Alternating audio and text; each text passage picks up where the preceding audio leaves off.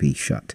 Now, a Harrow MP has criticised the decision to turn a popular walk-in centre into an appointment-only surgery. So just how important is it and why?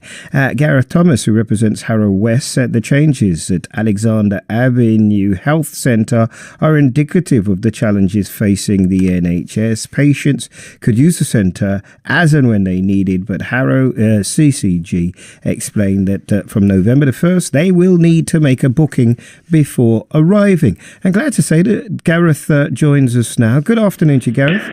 Good evening to you.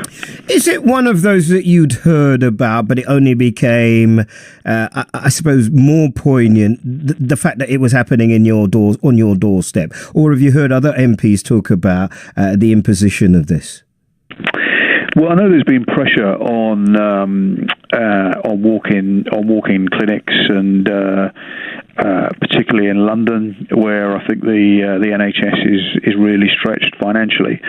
But absolutely, when it's one that you've known from its beginning, and in conversations with local people, you know how popular it is. Absolutely, it brings it home to you, just the scale of the problem in terms of the NHS having to shut walk-in centres. Okay, so why is it then such an issue that it's changing?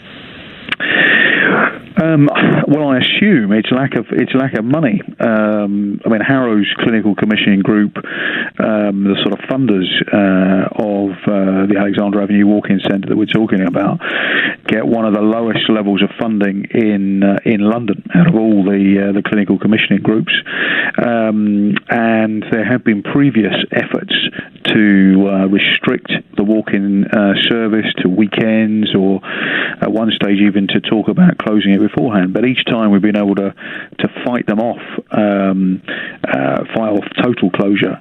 But this time it looks like it's much more serious, and that the CCG are determined to go ahead and stop the walk-in service, which will be a big blow to people in my patch. Yeah, I didn't actually mean it like that. I meant the impact of the people on your patch, in your constituency.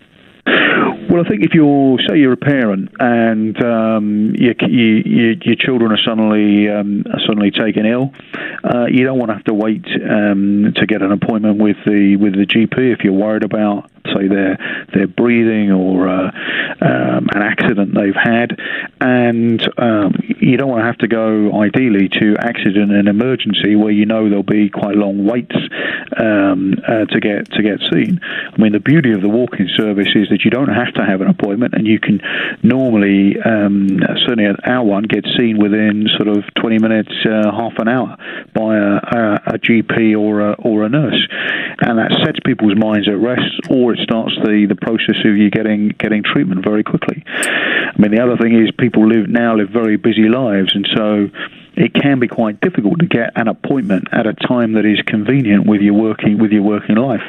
Again, with a walk-in service, you don't have that worry that you won't be able to get seen. Well, I know it is in the end, and hopefully